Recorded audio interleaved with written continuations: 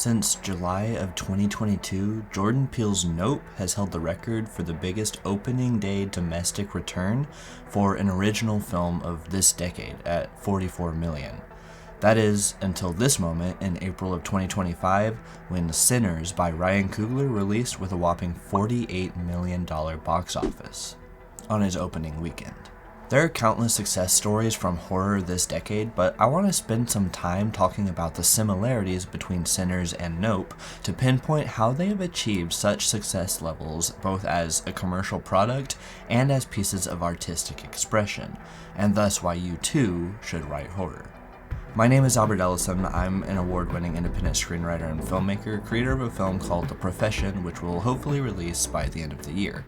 Now, let's talk horror. The successes of Sinners and Nope are not purely financial. These films thrive because they dig deeper. They share key similarities. Both are horror films with strong original concepts that worked effectively within genre expectations while simultaneously challenging them. They're character-focused, thematically rich, and technically ambitious.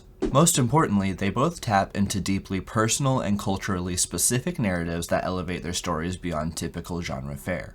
What sets Nope and Sinners apart from other horror films is how they root their stories in real-life experiences and untold histories, but continue to propel these specific microcosms forward into something more dramatic and exciting conceptually. Sinners, for instance, stems from the connection Coogler's uncle, James Edmondson, had to blues music. He taps into his family origins from Mississippi and what music really meant to them while growing up.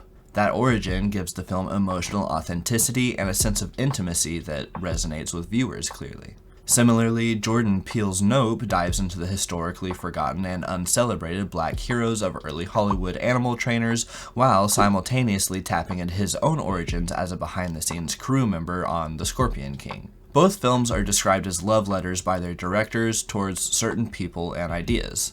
In all of this, both films succeed because they take a personal, cultural experience and transform it into something mythic, thrilling, and universally compelling. Coogler covets the importance of life-defining power found in these old blues, so in his film he uses the power of music as the driving force for both the good and evil found in his universe. In a land of historical slavery, experiencing a good song can be the most freeing moment of a man's life. But if the song is too good, it can attract otherworldly powers as well who want to take advantage of that power for their own means. Peele takes this concept of being an underappreciated animal trainer and flips the UFO genre on its head to put these characters in a place where they're the only ones equipped to be the heroes in this situation, finally receiving their recognition.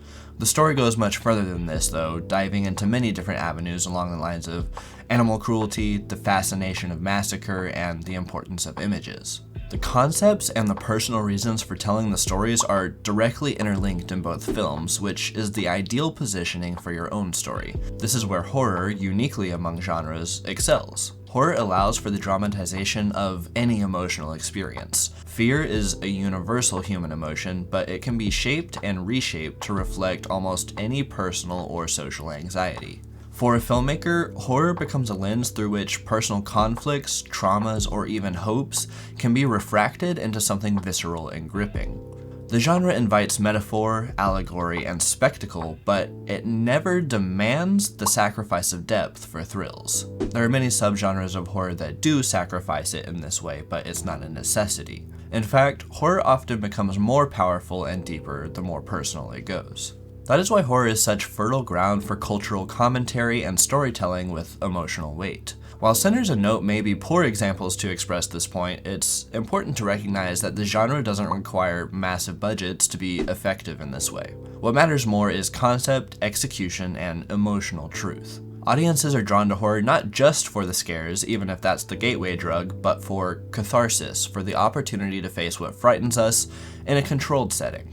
That fear might come from monsters or murders, but it might just as easily stem from racism, isolation, familial conflict, or historical erasure, real fears that, when portrayed through horror, become both digestible and impactful. Moreover, horror's commercial success makes it an ideal medium for blending art and business. Where most genres force creators to separate personal expression from market demands, to an extent with exceptions, horror often unites the two. A well-conceived horror film with a compelling concept and strong emotional core can find both critical acclaim and box office success, as demonstrated by Nope and Sinners. Every screenplay I write will always contain a bit of horror, not simply because I love the genre, but because it's the truest way I've found to express conflict. Horror makes space for contradictions, for complexity, for raw emotion. It is the only genre where I can let my feelings run rampant and be rewarded for it in the truest sense. But you don't have to be constrained by the genre tropes or tones you might be thinking of.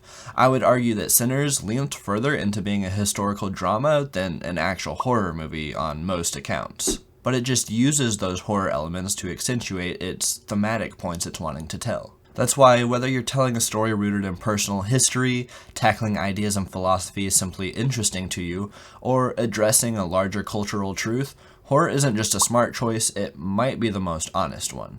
Thanks for watching this episode, guys. If you enjoyed it or found it informative, consider leaving it a like and subscribing, but please leave me some constructive criticisms in the comments below if you thought it could have been better so that I can do better next time. Thanks, guys. I'll see you later.